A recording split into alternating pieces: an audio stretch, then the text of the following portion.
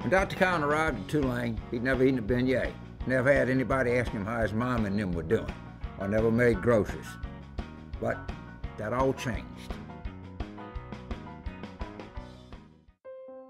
It was 1998 when Dr. Cowen came to Tulane, and one of the first things he did as our president was plan strategically for the future of the university. He and his team identified certain core values that were embraced by the university community. Humanity, openness, integrity, courage, creativity, excellence, empowerment. Tulane's never lost sight of these values. Said there are no goals that should be ever set in a small way. Every goal we ever should set for ourselves should set a standard for ourselves and for others and be enough in our reach that we can attain it. The goal was a $1 billion endowment, the highest ever for Tulane. Tulane was fiscally and academically strong. But Scott Cowen saw an inequity, a 12-0 Green Wave football team that never got a chance to compete in the Bowl Championship Series. This hasn't been done in Tulane in 67 years. 67 years.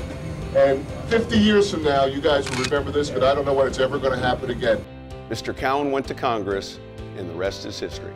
There's no doubt in my mind the current system is unjust and unjustifiable, but I think it can be changed and preserve a lot of the things that are good about it, and also make it a fairer system for all the rest of us who constitute Division 1A.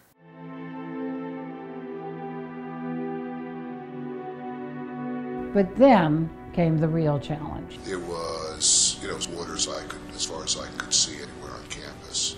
And that's when I knew we were in deep, deep trouble. First of all, I don't know when this water is going to get out of here, and then secondly, what damage it's done to the campus. Scott was forced to deal with 80 buildings that needed repair. The bill, $250 million plus. The largest recovery effort in the United States, and you could be part of it. Education is not just about what goes on in the classroom. Education is about what goes on outside the classroom.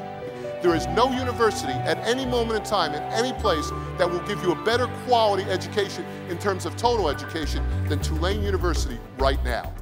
Over 12,000 students were displaced. They went to 600 schools. But still, Scott Cowen, God love him, found time to help others. He was so moved about the support and the help he had until he made it a graduation requirement that you had to have so many hours under your belt in public service. And now there's the Scott Cowen Institute for Public Education Initiatives, which is a wonderful thing, a wonderful thing. I will always love Dr. Cowen. Today, Tulane University is stronger than ever, and New Orleans has benefited from the efforts of Tulaneans through volunteerism in many areas: healthcare, education, entrepreneurship, research. A success story that caught the eye of the president, who appointed Scott Cowen to the White House Council for Community Solutions. As a member of the Bring Back New Orleans Commission, Scott Cowen helped lay the groundwork for the charter school system we have in New Orleans today and helped make New Orleans a template for education reform across the country. He also co-founded the Fleur-de-Lis Ambassadors, a group of New Orleanians who traveled around the nation saying not only was New Orleans coming back, but it was going to come back and it was on a path to be back better than ever. We call him Scotty C with great love and affection because he's boldly taken us on a journey that no one could have ever foreseen. And he's done it with humor. This is my granddog. This is Hazel. Style, perseverance, and integrity. This is not the end. This is the beginning of a new chapter for you and Marjorie, a time for you to enjoy the life that you've built together.